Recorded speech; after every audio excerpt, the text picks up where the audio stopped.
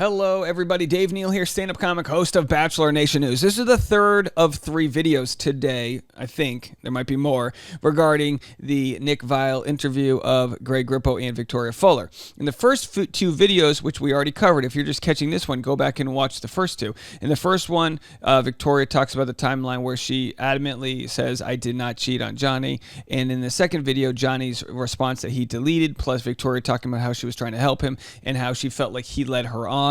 How, kind of those relationship contracts were kind of violated there. And speaking of violations, in this video, Victoria admits to initiating the relationship with Greg Grippo, of course, when she says she was broken up. We're going to get into the full timeline now. There's a ton to cover. If you haven't already, make sure to join Dave Neal's community on Facebook. Over there is where you can leave comments and talk to other fans of the channel and this and that. That's free. Also, I'm live right now on Patreon at patreon.com/Dave Neal. Of course, I'm at my mobile studio. So if you want to know where I'm at in New York City, I've got stand-up shows tonight. Go check them out tonight in New York City, Greenwich Village Comedy Club, 9:30. I have free tickets to that. If you want to come to the show and bring any friends, let me know. I'd love for you guys to come. Again, free tickets. Reach out to me on Instagram at dneals, DNEALZ, or Facebook, and I'll get you on the guest list. Okay, let's jump right into it. By the way, I had one other promotion I wanted to make. Shout out to my sister, my Irish twin. This is a real niche one. If you live in or around Newport, Rhode Island, on Aquidneck Island, my sister does Christmas wrapping. So if anyone's a friend of our community and they are overwhelmed with Christmas gifts or holiday gifts, I don't care what, Hanukkah, doesn't matter. Go over, and my sister Chase, my Irish twin, is there. So reach out to me, DM me, and I'll get you her information if you want to hire her to wrap your presents. All right, we've got presents here, and the presents is our presents as we look and react to this story. Now, of course, you can go watch the full thing. It's a doozy. It's a long one, but we're going to start covering it right now. This is our third video. Hold on, I got to go to my timeline. We started the 42-45 mark. And in this video, we talk about Natalie's birthday party. Young Natalie is Nick's girlfriend, and she had a birthday party, of course, one of which Greg was at, which led to a lot of the rumors that Victoria was was cheating on Johnny with Greg. Boy, there's a lot to cover here, so it's a little confusing. Don't mind me, folks. All right, let's get into it. Here's the clip. Over and over and over again. Natalie's infamous party. Johnny claims that changed. Shout out. Johnny said that changed everything. That you went to Natalie's party and it seemed like everything was great, according to Johnny. And then after that, that's when everything changed. What do you have to say about that? What I have to say about that is if we had already gotten a noise violation at our first happy couple 3 weeks in, then we had already had problems going into Natalie's party. All right, so she kind of frames it as though problems already existed, and it's like doi, no duh, no suh, right? From my 90s friends, no suh, problems already existed. That doesn't give you the right to cheat, but of course she says her and Greg barely talked, they didn't know each other that well, this and that. And I don't disagree with them at that point. I don't think there was some giant conspiracy to hang out at that point. There was a whole clip I was going to share for you guys, but honestly, we're running a little behind, so let's get right into when Greg Grippo and Victoria Fuller started talking. Let's get into that right at the 50-minute mark. Again, most of this information was stuff that was already out there, so it's not like we're getting anything groundbreaking, but there's some new tidbits. When did you two start talking? End of September? Yeah. End of September time frame. So she looks at him, and he says end of December, and then she says end of December time frame. And they're very quick to this answer. Watch it again. That was just the one where I was like, you cannot stay here. And then when did you two start talking? End of September? Yeah. End of September time frame. So they say end of September, which could by all means be true, but we have these screen grabs that are from somebody who works here in New York City at a bar called The Blonde. And they said Nick Viall, Victoria, and Greg were seen at The Blonde in New York City at an after party thrown on September 8th. Victoria and Greg were very cozy. When I pressed back on this person about what it meant to be very cozy, they said cozy meant like they were sitting next to each other on the couch. Never saw them kiss because I wasn't completely stalking them when I was at first. Look, does that mean they weren't talking yet? I'm not sure, but these are just dates that we have on the timeline. So when they say they started dating a couple weeks later, it's like, okay, maybe. Or maybe they just know what the timeline is out in public, so they're using those dates. There is a guest list. I've seen it that they are not on, But they were at that party, and apparently, even though they weren't on the guest list, they were on the list of people that were at the party that was actually taken. Because, people go on the guest list, like, oh, Tom Cruise is on the guest list. It doesn't mean he shows up. So that information is out there. I have not seen it, although you guys know where to find it if we get a hold of it. But I think it would be kind of damning if you saw that they were all on the same guest list several weeks before when they started hanging out, because it just lends to the idea that it's like, what's true and what's not. Do I think there was physical cheating? No, I don't think there's physical cheating. Do I think that the clear breakup was not communicated between Victoria and Johnny, and he felt like she was moving on without him? Yes. Does she feel like she might have moved on? Probably. Who reached out to who? I don't know. Did I reach out to you? I don't remember. Did you?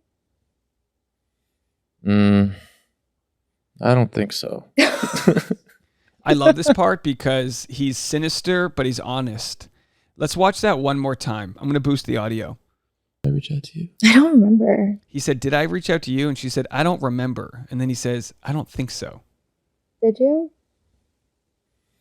I don't think so. It's the funniest moment. It's the funniest moment. And then she has that laugh, that ha-ha, that when she really opens it up for the laugh, that's the true Victoria, which I don't mind. I think it's charming. So you hit him She up. does that ha-ha-ha. And then Nick says, sure, you hit him up. Yeah, that's okay. You're allowed to hit someone else up after your relationship. That's totally fine. That's not a big deal in my book. My memory It's the timeline of when she would have hit him up. serves me correctly. I think you gave me a call. Yeah, I did. I don't even know what I said. I think we have always had like this platonic relationship where we would like call each other and be like, what are you doing? How's it going? Yeah. So I think I just like hit him up and was like, hey, how are you? And then we just kind of caught up on life. And So we just caught up on live. I'm no longer with the guy, so you can now date me. yeah, I did end up telling him that Johnny and I weren't together anymore. And what from there? What would you say to someone who is frustrated that you moved on so quickly? I would say I get it. I could see how it would be hard for the outside world or viewer, the audience, to see me and Johnny engage 1 minute and then me dating Greg the next. I think it's very hard for people to kind of put that together. It's almost like whiplash. Look, it's just the perfect example of like subconsciously having another person in the background. That's what it is. You like, oh, I like that guy. You're friends with people because you like them. So she liked him as a friend, and then when it didn't work out with Johnny, she was like, hey, how are you? Like that's totally fine. It's probably similar in this specific instance to Katie Thurston being friends with John Hersey. She became friends with him. She liked him as a friend. When things ended with Blake, all of a sudden she's like, okay, Do I think there was an emotional cheating there? No. Do I think there was with this relationship? I'm still fuzzy on the timeline. So if you listen to the way Johnny explains it, yes. If you listen to the dates she explains it, probably not. But then again, like we've said, the truth is somewhere in the middle. Go out anywhere, I mean, it was like a scary time. She just got out of a relationship. There was a long interest in like... And he was really hesitant too. I was super hesitant. So Greg Grippo was like, I don't think we should be doing this. And then a couple days later changes his mind. He goes, look, F it, let's go. But then it was like, 12 hours later, 24 hours later, where we were like, no, I want to see you again. Yeah. The heart wants what the heart wants. And sometimes the heart wants something it can't have, or at least that the public doesn't want it to have. That can throw into the chemistry of it all for sure. Fucking way to start like seeing someone in some sense. And we also didn't know like what we were. We didn't know how serious this was going to get. We'd never been out in public before.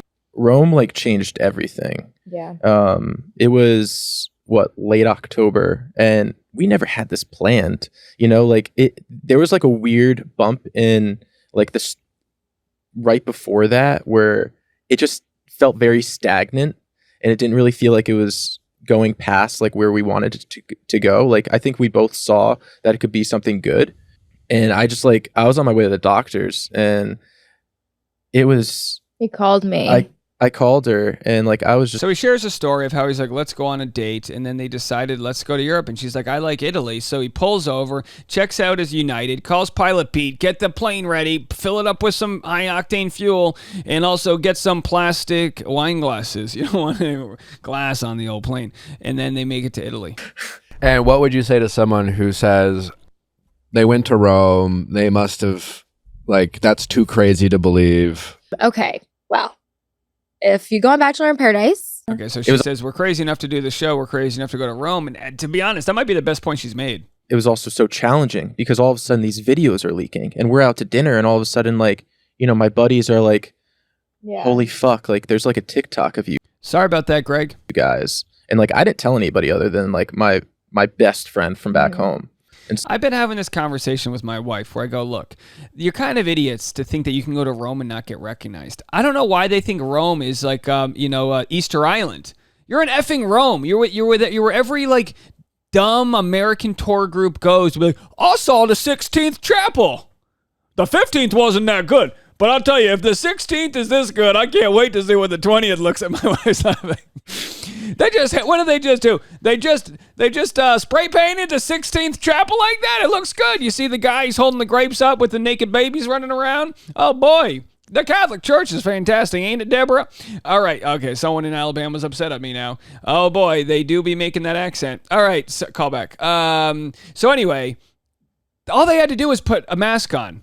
You know, there's still a global pandemic. This isn't one of those anti-masker conferences. Masks don't do anything. You know what masks do? They keep Deborah, the 17-year-old high school student who is on a Rome trip, from making a TikTok video about you. That's what the mask does.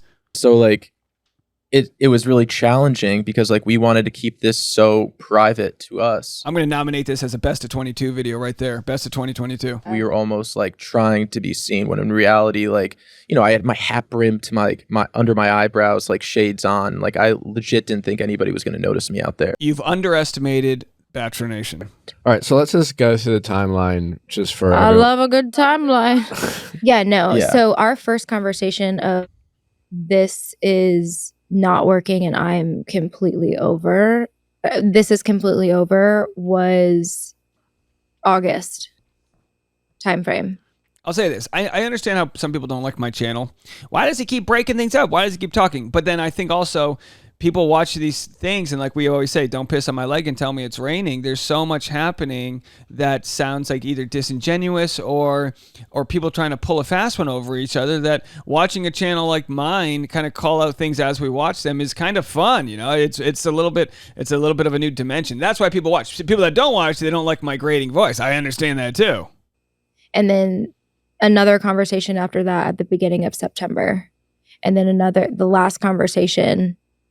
But for me, it was over when I said to him, I can't do this anymore. Now that's tough because like when I call my cable company and I say I can't do this anymore, it's not over. They're like, well, what if we give you a 20% discount? What if we throw in some free Wi-Fi? You know, and again, don't get me wrong. Consent here in a relationship should be given and taken away. Like when you say a relationship's over, it should be over. But plenty of times in a relationship, you go, I can't do this anymore. We're done. And then you make it up and it becomes like a gray area because maybe the relationship wasn't over. But if she's like, you're dumped, you're fired, and it's over, then she can move on and do it. She can literally walk outside and hook up with somebody. And people can judge her for that. And again, that would be kind of slut shaming. Like she can do whatever she wants with her body. I don't think anyone's got a problem with what she's doing sexually. It's more like,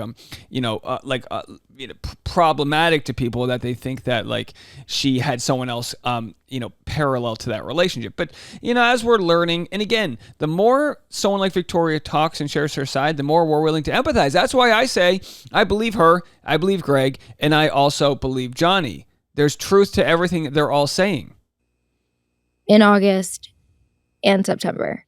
And then the final conversation where I think he needed to really process if it was over for him because he just needed extra time, I think, to like really absorb what was going on was September 20th, right around his birthday. So that would have been several weeks after Victoria and Greg were canoodling. Again, not to say that's when the relationship was over, but as far as Johnny's concerned, he was still working on it until that moment.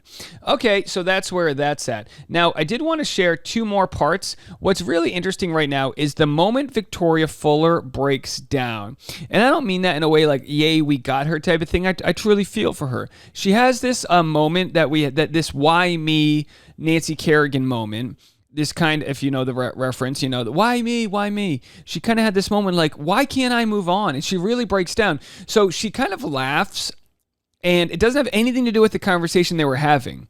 And then after that, watch how she flips. And again, I'm not saying she's actively trying to jockey to play the victim here. You just get to see the side of her that's kind of like, yeah, maybe a tad bit selfish, going, why do I have to put up with all of this? Same. So after Rome, Oh, Yeah. fucking shit. Look at her face. what? It's just like so fucking stupid. You're doing great. No, this whole fucking thing is stupid. What? I'm just frustrated.